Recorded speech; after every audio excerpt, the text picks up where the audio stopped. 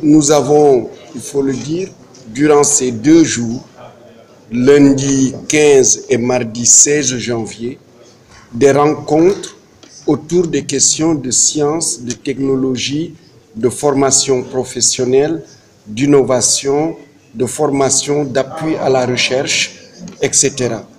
Et c'est autour du partenariat pour les compétences en sciences appliquées, en ingénierie et en technologie. Et ce matin, nous avons eu le conseil d'administration du PACET qui s'est réuni avec les membres de ce conseil, que sont les 5 pays membres, que sont le Sénégal, le Rwanda, l'Éthiopie, le Kenya, la Côte d'Ivoire, avec aussi les membres que sont la Banque mondiale, avec le comité consultatif, qui est un peu le conseil scientifique du PACET, mais avec aussi les responsables des centres d'excellence africains. Vous le savez, au Sénégal, nous avons 2 centres d'excellence africains. Et pour examiner les différents points liés au PACET, l'état d'avancement des activités, puisque le PACET, c'est une initiative africaine, comme quelqu'un l'a dit tout à l'heure, initiée en partenariat entre les pays africains, le Sénégal, l'Éthiopie et le Rwanda, et la Banque mondiale, initiative à laquelle participent aujourd'hui la Corée, la Chine et beaucoup d'autres acteurs. C'est aussi une initiative hardie de financement, de formation de 10 000 PhD, de renforcement de la formation professionnelle, de renforcement du plateau d'innovation, de renforcement de la recherche, de tirer les universités, le maximum d'universités vers les standards internationaux, de profiter des relations entre nos universités et les meilleures universités du monde, et en particulier les universités des pays émergents, pour pouvoir atteindre le standard international. Et le PACET a permis de mobiliser des ressources, et aujourd'hui nous sommes très heureux de l'annonce de la Banque mondiale qui sera finalisée très bientôt, d'un financement de 30 millions de dollars pour appuyer l'initiative du PACET. Et le programme de bourse va commencer, qui est un programme de bourse sandwich pour former des docteurs, parce que beaucoup d'universités africaines n'ont pas assez de docteurs, donc c'est très difficile de former. Et ensuite, nous avons parlé aussi nous avons élu un nouveau vice-président, le Rwanda. Nous avons aussi choisi le prochain pays qui va accueillir le conseil d'administration en août prochain. Il s'agit de la Côte d'Ivoire. Nous avons salué les nouveaux pays qui ont décidé d'adhérer, qu'il s'agisse du Nigeria, qu'il s'agisse de la Tanzanie, qu'il s'agisse de la Guinée.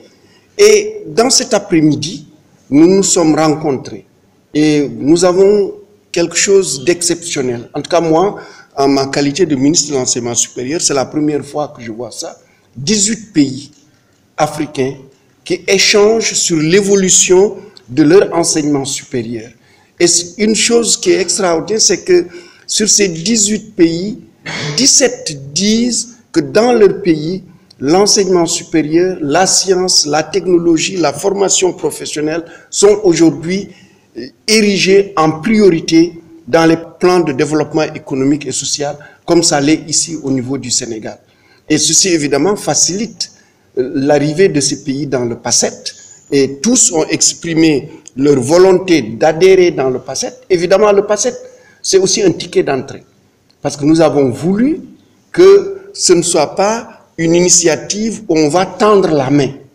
On a dit, mettons d'abord quelque chose, que chaque pays mette 2 millions de dollars comme ticket d'entrée, pour montrer sa volonté, son envie, et le fait que l'Afrique décide elle-même de tracer sa voie dans le cadre des sciences et de la technologie. Et il y en a qui ont exprimé la difficulté de cotiser en une fois, qui vont cotiser en plusieurs fois. Il y en a qui sont engagés même à le faire cette année. Donc nous sommes très optimistes.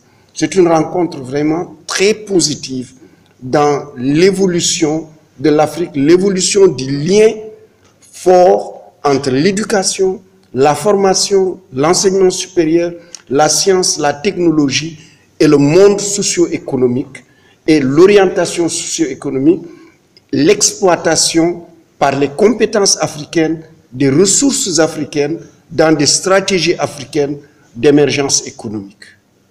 Je pense que la première question, à mon avis, c'est pourquoi la naissance d'une telle initiative? Je pense que le monde a changé. On est passé d'économie de rente à une économie de connaissance.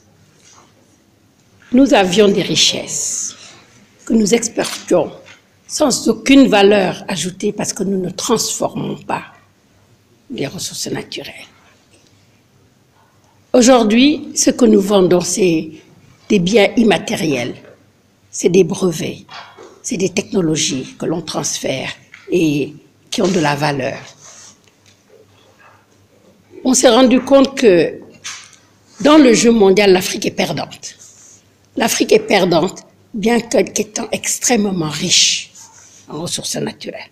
Elle est perdante parce qu'elle vend à vil prix ses ressources naturelles, sans les transformer. Et ceux qui achètent aujourd'hui ces ressources naturelles les transforment et les revendent à l'Afrique. Ce qui fait que nous sommes doublement perdants.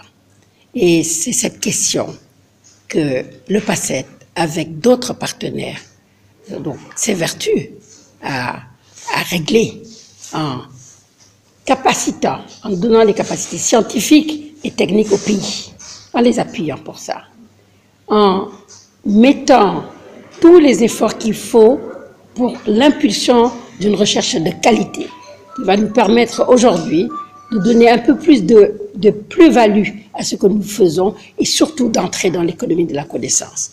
Et enfin, le PACET, c'est aussi l'innovation. Et qui dit innovation dit compétitivité. En réalité, grâce aux innovations, nos entreprises, nos institutions, qu'elles soient publiques, qu'elles soient privées, elles seront beaucoup plus compétitives qu'elles ne le sont aujourd'hui. Et je pense que c'est un problème mondial. L'éducation est au cœur du développement socio-économique des pays. Je dis bien l'éducation au sens large, évidemment, l'enseignement supérieur, qui représente un peu l'élite du pays, encore plus. Voilà ce que je peux dire globalement par rapport aux objectifs globaux du PACET. Et je pense que nous avons, à l'image des pays d'Asie ou d'Amérique du Nord, toutes nos chances.